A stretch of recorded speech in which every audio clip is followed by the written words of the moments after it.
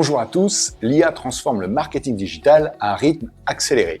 Et ces 5 actualités récentes montrent comment s'adapter concrètement pour optimiser vos workflows SEO, vos créations digitales et votre marketing digital, bien sûr, géolocalisé.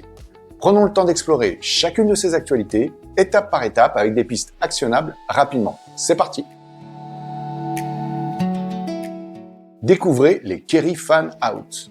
Imaginez une requête simple comme meilleur écouteur Bluetooth, eh bien les moteurs IA comme ChatGPT ou même Google en mode IA ne se cantonnent plus à l'expression même de votre recherche. Ils la décomposent en sous-requêtes parallèles comme écouteur over-air confort, autonomie 30 heures ou modèle pour sport, puis fusionnent les différents résultats de chacune de ces sous-requêtes, ce qu'on appelle des Kerry Fan Out, pour une réponse complète. Alors, avec cette méthode, seules 2 à 3 pages par cluster sont citées dans les AI Overview, rendant 90% de la SERP actuelle invisible en mode IA. Il est donc nécessaire de structurer vos contenus en clusters thématiques pour couvrir les différentes variantes d'intention de votre thématique cible. Alors, vous allez pouvoir tester avec des outils comme Google Search Console ou notre propre outil AI Visibility pour mapper ces Kerry Fan Out et booster donc vos citations IA. OpenAI lance GPT Image 1.5 qui est axé sur la rapidité et l'édition précise dans ChatGPT. Les images se génèrent 4 fois plus vite, souvent mieux sur des prompts détaillés, les textes ou les visages sont cohérents et s'éditent sans altérer la lumière ou la composition. C'est idéal pour affiner un visuel existant.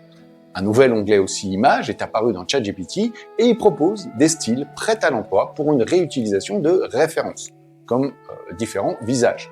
Attention toutefois, les styles complexes ou le multilingue demandent encore un œil humain de validation et de vérification. Cet outil reste inférieur à Nano Banana Pro de Google en réalisme et en vitesse pure.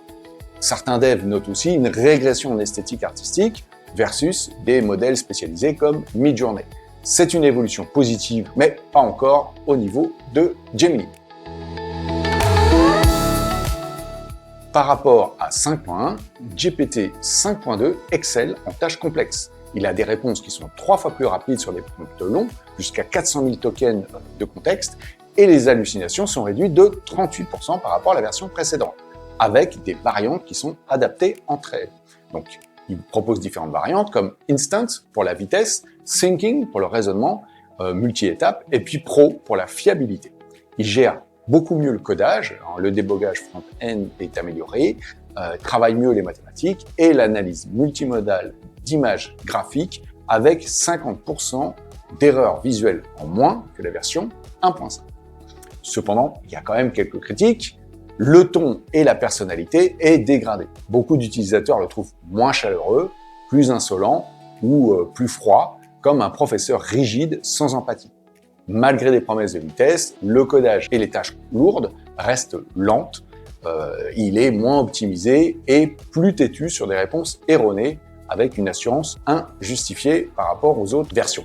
C'est une évolution positive toutefois, mais c'est un modèle qui reste encore perfectible. Grosse évolution de Google Translate puisque maintenant Google intègre Gemini directement dans Translate pour des rendus plus naturels. Donc aujourd'hui, Translate avec Gemini va capter les idiomes et les contextes culturels au-delà du mot à mot. Il permet la traduction vocale en temps réel, c'est encore une fonctionnalité bêta, dans vos écouteurs avec plus de 70 langues qui sont supportées et un ton et un rythme qui est préservé pour des conversations fluides.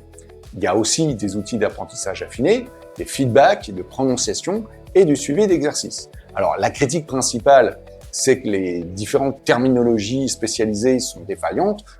On constate quand même des erreurs sur des termes techniques, juridiques ou médicaux, ce qui n'est pas totalement anormal. Et il y a toujours besoin, pour un travail professionnel, d'avoir une révision humaine sur ce type de contenu. Pour le reste, c'est très très positif. Malgré la croissance de l'IA Search, ces dernières ne pèsent que 2 à 3% du trafic organique aujourd'hui. Alors Google génère encore 97 à 98% du trafic naturel et les Quick Win SEO persistent à être pertinentes.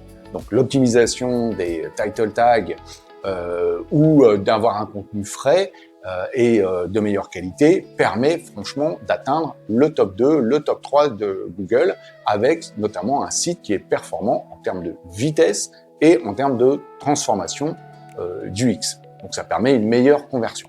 Donc à l'ère des IA génératives, la stratégie gagnante est de toujours prioriser les bases du SEO, avec les éléments dont je viens de parler, pour renforcer le trafic organique et travailler avec du paid search et de la visibilité IA en parallèle.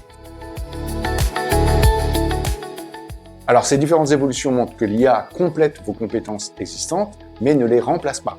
Appliquez une de ces actualités dans vos projets, testez-les, mesurez via la Search Console et partagez vos retours en commentaire de cette vidéo.